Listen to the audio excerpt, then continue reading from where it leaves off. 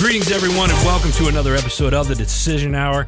I'm Adam, and folks, I got a real treat for you today. I got a great guest lined up for you. Army veteran, former special agent, and supervisor with Department of Homeland Security. He's a podcast host. He's a contributor to major news networks all over the country. He's an author, a speaker, an all-around badass, and he is a community hero. And those of you that have listened to the show know exactly what I'm talking about. So without further ado, I want to bring on my friend, Dr. Jason Piccolo. Jason, how you doing? I'm doing great, man. That's a heck of an intro, man. Appreciate it. Oh, man. Well, listen, man, I appreciate you taking time out of your busy schedule to come talk with me and our guests. So thanks. No, I've been looking forward to this, man. Big time. So let's dive right into it. Why don't you tell our listeners a little bit about yourself? Oh, geez. I'll give you the 30-second one to see if I can knock it out. Ready? Go. Well, in the 1990s, I was enlisted guy in the Army. Okay. Got out of the Army, went to college, got a bachelor's in law enforcement, commissioned as an infantry officer in the Army, in the reserves. Went on to become a U.S. Border Patrol agent, working the Southwest border. Then I became a customs special agent, which later becomes ICE, working in what they call high-intensity drug trafficking area. So I worked undercover proactive narcotics operations in San Diego for a while. Was recalled, did a tour in Iraq in 05-06, actually assigned to the Combined Joint Special Operations Task Force as their anti-terrorism dude. Got back, worked a bit with the civilian side, working the Guantanamo cases. Went on to work with ICE again, ICE officer, ICE supervisor, then worked at ICE headquarters. And in between, I got a bunch of education, got a master's in forensic science, a doctorate in strategic security. But overall, the best thing ever is I have a great family and I have two awesome kids, man, 9 and 11. So that is me in 30 seconds. Was that 30 seconds? That is awesome, man. That is awesome. Hey, boys, girls? I got a boy and a girl. Boys 11, girls 9. That is awesome, man. I love it. And he's a father, folks. Listen, this guy he's the whole package right there. Man, like, so I'm sitting here. I had a ton of questions written out, and I'm not even sure where to begin because after that 30-second intro right there, like, my first question is there anything you haven't seen? I mean, you've had such a career and everything up into this point that we're at today. First off, thank you for your service, not only for the military, but everything that you do down on the border. I guess my first question is what prompted the whole getting you into the military and then moving over into Border Patrol and Homeland? Is that all something that you started off as a kid? Growing up, I always wanted to be a cop. Yeah. I always wanted to be a soldier and a cop. That's my two. I've always wanted to be both. So, after high school, I really was kind of one of those wayward souls. I failed out of community college and said, hey, you know what? I'm just going to follow my dream, be a soldier. I'm a soldier. And then after that, I was like, you know what? I really like this education thing. And then got my degree. And then I followed my best friend into the Border Patrol. I never even heard about what the Border Patrol was. But my best friend joined. So then I followed him, man. And then Border Patrol turned into, hey, you know what? I want to do something different. I want to do something a little more along my wheelhouse. Became a special agent. And then I just kept, pursuing education and pursuing whatever crimes I could. Now, how long are we timeline-wise from like Border Patrol, special agent? But the duration Border Patrol is of that? 2.5 years, and special agent, I'm still doing that kind of stuff. But yeah, man, it's going on 20 years now. Holy cow! 20 years this month, actually. Really, congratulations. Thanks, man. And I do have to give a shout out because I did follow my best friend, and he was a linguist with my wife in the military. She was an interrogator. Both were Russian linguists.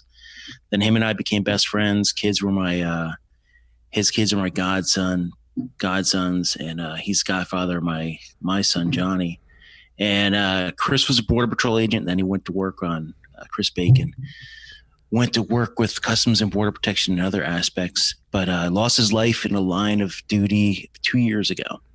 So I always, I have to give a big shout out to that because, compared to who I am, a lot of who I am in law enforcement and a lot of what I do is based on, I had some really, really good company. And I really, if you read any of my books or anything, you'll always say, I always give a shout out to Chris. So there's my shout out. Hey, that's awesome. and Brew, the other thing I want to add on to that is you just mentioned your books. Folks, if you're listening to the show right now, that means you're already online. Open up another browser. Go to www.jasonpiccolo, JasonPiccolo.us. That's jasonpiccolo.us.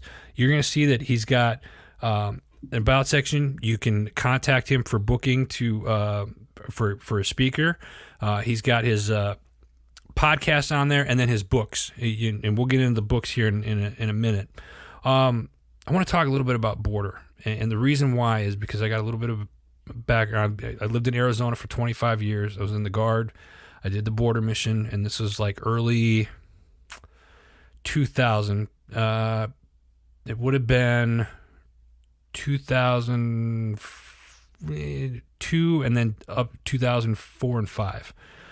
Ran some missions down there, and it like you see the stuff that they cover on the news.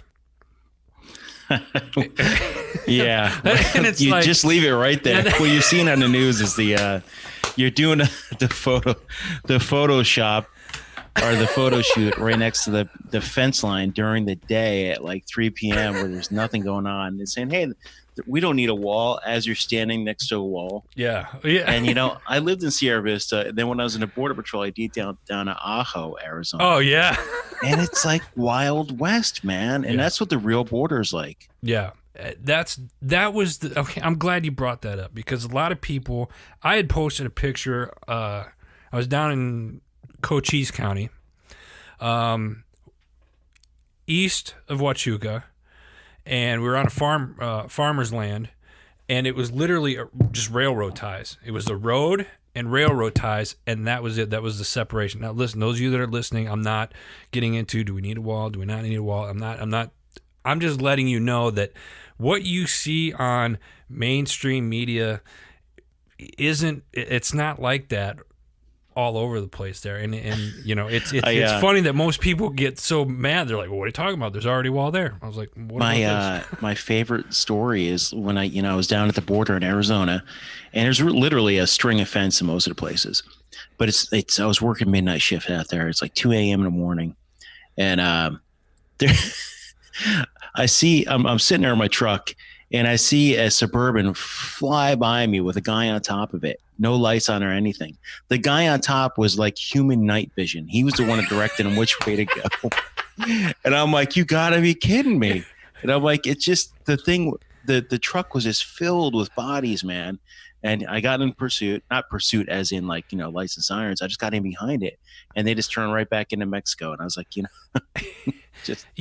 folks, I got to tell you, and Jason, I know you can contest to this. Like, this was a quick story. About 3 years ago, my son and I and my dad were hunting north of Tucson, just north of Marana, north of Watts, up there between that and Eloy. And we came on a campsite. We were out in the mountains, and we came up on a campsite. So I climbed, and they could tell it was fairly fresh. And I looked down into the valley down, I see yonder, and there's a truck going south. And, I'd asked another friend of mine that lives out in that area. They're like, oh, yeah, they come up from Mexico all the time. I mean, we're talking over 90 miles of just all desert driving, folks. So there's a thing there. But it's interesting, and I always ask people that either work on the border or that live on the border, like, what are your thoughts on it? Or, how bad, I don't want to say how bad it's gotten, but it has. It's gotten bad, and it can be bad. And if you've lived that life and you see some things and you're just like, I can't believe yeah, and you see some amazing things too. You're just like, what are you guys doing? I know, man. And it's just like, there's such a big story to it that you can't get a 3 to 5 minute soundbite from any news network and get the real perspective of what the border is like. No, and I think the Border Patrol themselves. I think it's an underappreciated field. At least living in Arizona as long as I did, it's like, you got Border Patrol, you got border. Hats off to those guys that are down there, and if you don't appreciate it, then I encourage you to go down there and try to walk in their Oh boots yeah, for a day. You I'm know, glad you brought that up because one of the things I always tell people is talk to the people on the ground.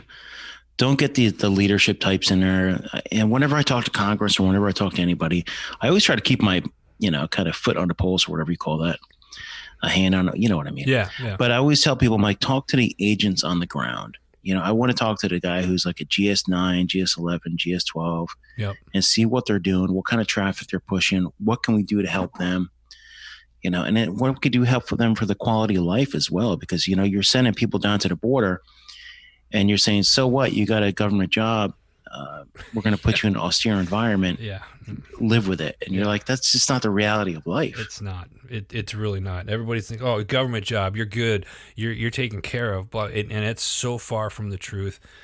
Anybody that's listening to this that has ever questioned what our border patrol agents have to go through on a daily, I strongly encourage you to go down to a border town and walk in their shoes for a day and tell me you don't change your mind and your perspective of it. It literally will give you a whole new perspective and appreciation for life, period.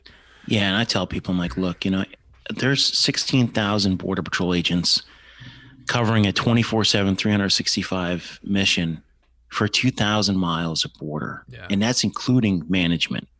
And that's including support agents and everything. So simply not enough manpower down there. Not at all.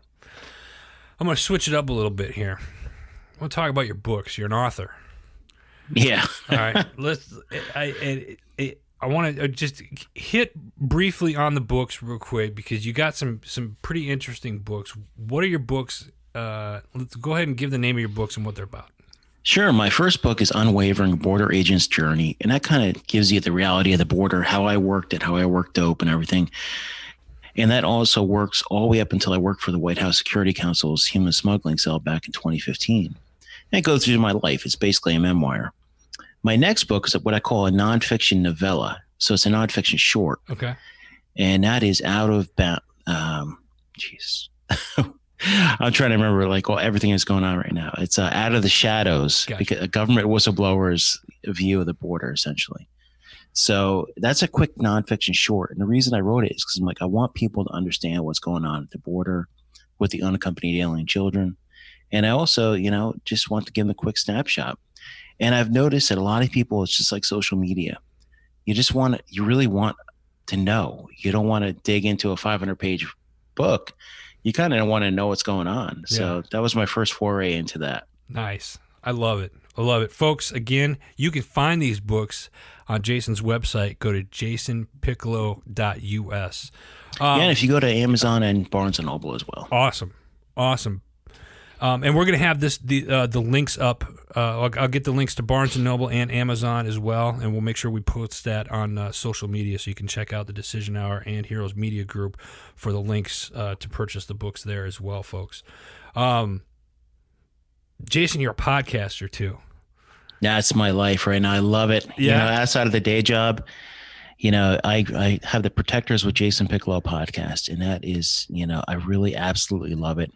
I've had 79 shows so far, and the guests just you're going to be coming on soon, so that's going to be awesome.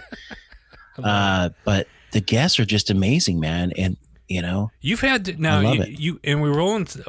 Obviously you and I roll in quite a few of the same circles, and I've seen some of your guests. You've had Mama Lee on I Love Debbie. Mm-hmm. Excellent guest. Yeah, but quite a few on there, but the majority of your guests are, as we would say at Heroes Media Group, are the heroes in the community that are out there, the military, the first responders, the law enforcement, the protectors of our great nation. How did you get started in podcasting? How did I get started in anything? It's crazy because about a year and a half ago is the first time I ever did the news. And at first it was on NRA TV with Dana Lausch. And then after that, I started doing Fox all the time. And I'm like, how is this happening to me? Then one day I'm like, you know what? I always wanted to write a book. I'm going to write a book. But then last January, last February, I'm like, you know what? I want to kind of get back from politics and get back to who I really am. And I'm not really a political animal. I do, maybe I'll eventually run for Congress or whatever, but I really like giving back to the community. And I was like, hey, you know what? How can I get these stories out there? I mean, we have all these separated communities. And I think you and I were kind of talking about this a little bit. You have law enforcement over here. You have first responders over here. You have military and veterans over here. And then you have all of those that support them. And I was like, you know what? Let's put it all together. Yeah. Let me talk to everybody and get everybody's perspective on life. Yeah. And do it. So I came up with the Protectors, and I just want to bring stories. And I always put, whenever I ask guests to come on, I'm like, zero politics. I don't want to talk about your politics. I don't want to talk about my politics. I just want to talk about the community. So I was like, and you know what? The other thing is, it's not long form either. It's 20, 25, 30, maybe 40 minutes. Goes as long as we can. Yeah. And man, me, I'm just, when you first start something like a podcast, you're like, what is this? So yeah, YouTube, man. And I figured it out and just started it. Right on. Good for you, man. That's usually the best way to do it. And I've watched some of your shows on YouTube. You're a great interview. I love how you bring the guests on, and I'd say it's they're positive stories about people, or you're getting to know the people, but it's in a positive perspective is what I'm saying. And one thing I want to throw out there is, if you are a charity or if you're anything helping the community, feel free to hit me up. I'll put you on a show, because I could put 1 million shows out, and we could do video or audio, because my main message is just, hey, you know what? How can we help others out?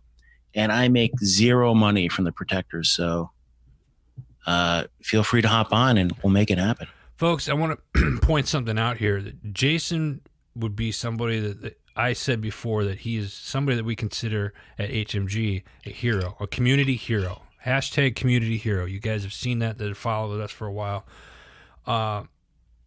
Jason's heart's in the right place. And if you can't figure that out now, I'm telling you.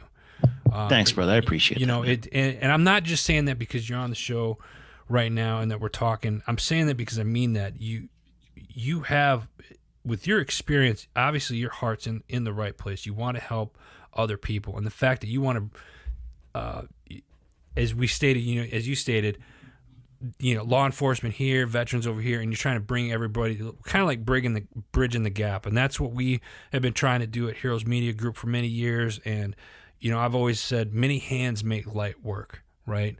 And sometimes you have to put differences aside, or too many people get their blinders on.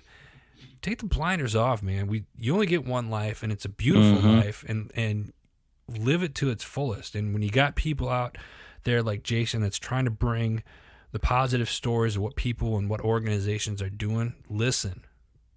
I always tell people too, like, and we'll probably talk about this off air, but I'm going to throw you under the bus now. But if you wanted to do a podcast along the same premise and then add in different elements or subtract or anything, it doesn't matter, man. There is plenty to go around. Yeah.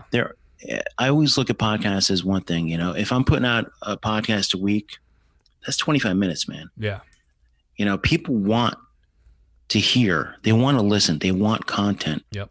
And the more content out there that's quality content, the better. Yep. Absolutely. And I always tell people, I'm like, you're not ripping anything off of me. It's just, hey, you want my guests? I'll give you my guests all day long. Yeah. Because I want their stories told. Right. So, and that's whenever it comes to it, yeah. But, I'm a firm believer, like I said, many hands make light work. And if there's people out there doing it, those are the people I want to work with. Those are the people. Because eventually, I look at it like this. We live in a world right now, and I think we all can agree that, one, mainstream media sucks.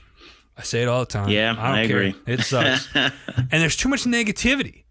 We live in a world now where there's just too much negativity, and absolutely, man. And now you got guys like Jason and Heroes Media Group that have been trying to focus on the positive things in life and put the positive things that are out there. Because eventually, what I think it's all a mindset. Call it Jedi mind trick, whatever you want to say. But I think eventually, what's going to happen is we get guys like us and other people like us that are pushing the positive stories. It's not going to happen overnight. It might not even happen in 10 years, but 15, 20 years down the road, when everything makes that shift and everything's more positive and everything's on an upswing, People are going to be able to dissect it and look like, where did this all started? They're going to see guys like us in the middle of that core, organizations like us in the middle of that core, and say, hey, it started with these cats here. Well, it's a ripple effect, man. Yeah, exactly. Jay, we're coming up on time here, but I got one very important question that I want to ask you. It's a question I ask all my guests. You're on a show called The Decision Hour, and we make decisions every day. Name a time in your life where your feet were on the line and you had to make that decision. What was it, and what was the atmosphere like for you at the time? Oh, geez, man. And I'm going to probably write a whole thing because mine was like, we were talking about this. If you ever Google my name, Jason Piccolo, you're going to get a few different things out there. And the first thing that's going to pop up is Jason Piccolo, whistleblower. So that was my critical decision right there. Do I forsake my government career and blow the whistle? Now I'll give you a little quick 20-second backstory on that. So I, 2015, working for the Obama White House's Security Council's DHS human smuggling cell, with the main goal of dismantling smuggling organizations that were pushing little kids, unaccompanied alien children, up through the southwest border. And yes, there were MS-13 integrated within those children, but the most of them were tender age, 10 and under, or in the Border Patrol would say 13 and under is tender age. But yeah, man, I found out that we weren't vetting these sponsors, i.e. the government wasn't vetting the sponsors that these kids were getting released to while they were in the United States. So I said, you know what? I have the experience. Let's do an operation, get these kids back into safe hands. And if these sponsors are still criminals and they have any warrants or anything, let's hook them up. But it fell on deaf ears. So I blew the whistle, man. And that is one of the reasons I don't work for Homeland Security anymore. And that's all in the book and stuff like that. I'm not going to disparage anybody. I'm not going to disparage the agency because there was a few actors within the agency. And that's whenever anybody's a whistleblower, a lot of times they're only blowing the whistle on a few different actors that are just doing the wrong thing. And that is one of the biggest reasons I stay in the pulse and try to do whatever I can. I've been to Congress a million times since then, trying to fix the border, trying to do whatever I can with my voice. And it's a lot easier that I don't work for them anymore. So yeah, man, that was my critical decision. Man. Whew. Thanks for sharing that decision with us, Jason. That's something. I got my hair standing up on my arm. That is something else. And thank you again for everything that you've done for our country. No, thank you too, man. And thanks for doing the show. Absolutely, I really appreciate this. Absolutely. And thank you for coming on to us tonight. Folks, again, check out Jason's website. Go to Jason Piccolo. That's Jason, JASON, PICCOLO.US. That's all the time that we have tonight. Before we let you go, make sure you check out our parent network, Heroes Media Group. Check out all the shows and articles over there. We got some new stuff coming here in 2020. Simply go to www.heroesmediagroup.com. Until next time, I'm Adam. You've been listening to The Decision Hour.